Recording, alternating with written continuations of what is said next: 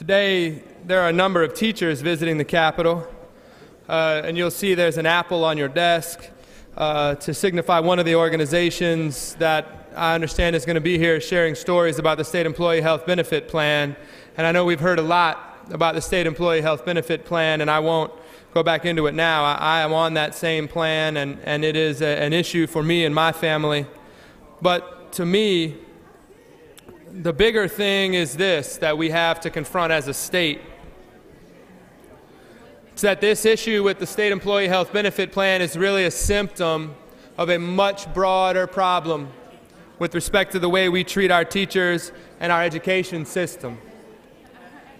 It's clear, as I've said before, that the single biggest failure of our state's current leadership is the dismantling of our education system. We keep trading in tomorrow for today, and the results have been devastating.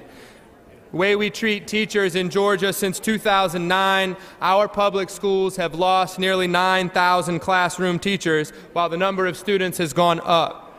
As a result, 95% of school districts have had to increase class sizes, and Georgia now ranks among the worst states in the country in how many folks we have working in our schools educating our students.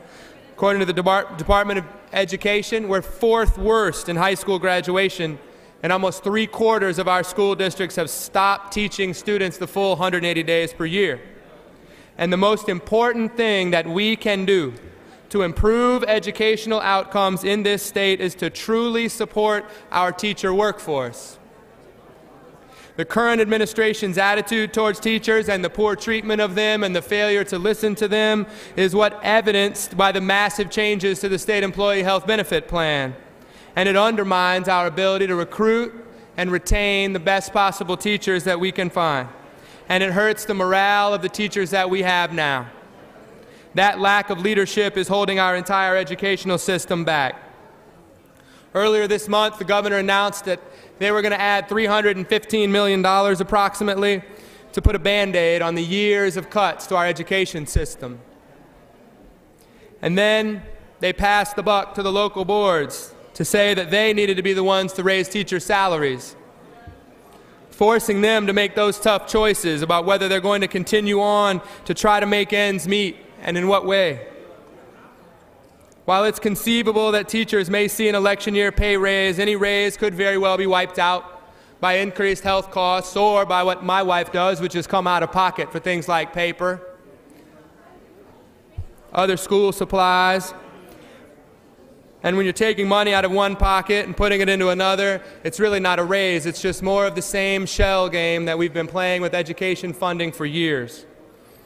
As you all know, I believe it's time to stop. Education is personal for me. My wife teaches in our public schools. My children attend them. My first son is in first grade. My second one will begin next year. I think about that every day, not just in an election year. And today, we're going to announce a series of proposals to help us recruit and retain and support our teachers, because that's the most important aspect of our educational system. I'll look forward to the discussions that I know many of you are willing to have on these issues, and I'm glad to see so many folks here today to confront this important issue. Thank you so much, Mr. President. I yield the well.